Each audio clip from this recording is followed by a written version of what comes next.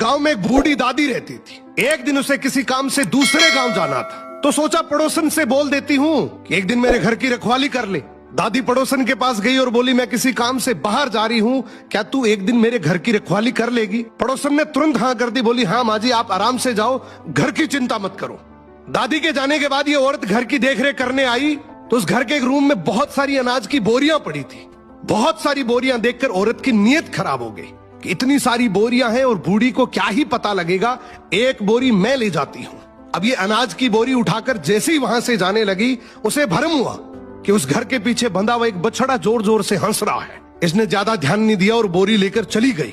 जब शाम को बुढ़िया आई तो बोली, दादी जी आपका बछड़ा हंसता है। दादी बोली, मेरे को नहीं पता बेटा, कलयुग है, हंसता भी होगा। औरत से रहा नहीं गया, वो बछड़े के पास गई और बोली, दोपहर में तुम हंस रहे थे? बछड़ा फिर हंसा और बोला, हाँ हंस रहा था। उसने पूछा क्यों? बछड़ा बोला, पिछले जन्म में मैंने इसी बूढ़ी दादी से 200 रुपए उधार लिए थे, मैं वापस भी दे सकता था, पर मेरी तेरे नीयत खराब हो गई थी। मैंने भी सोचा बुढ़िया है, मेरा क्या ही उखाड़ लेगी। एक दिन अचानक से मेरा समय पूरा हो गया, मेरी मृत्यु हो गई। जब भगवान के घर गया तो भगवान ने कहा कि तुम्हारा 200 रुपए का कर्जा बाकी है, तुम दे भी सकते थे फिर भी नहीं दिए, तुम्हारा मोक्ष नहीं होगा।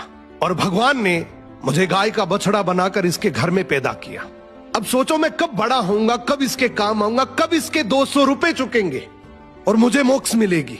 तूने तो पगली इसको कमजोर समझ के इसकी पीठ पीछे से विश्वासघात किया है। अब तू खुद ही सोच ले तुझे क्या बन के पैसे चुकाने पड़ेंगे।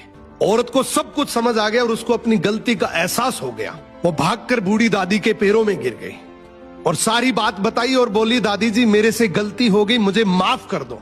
दादी ने भी बड़ा दिल करके बोला, बेटा सुबह का भूला शाम को घर आ जाए तो वो भूला हुआ नहीं है, कोई बात नहीं, तेरे से ये गलती हो गई। सबसे अच्छी बात है कि तूने अपनी गलती को खुद ही मान लिया।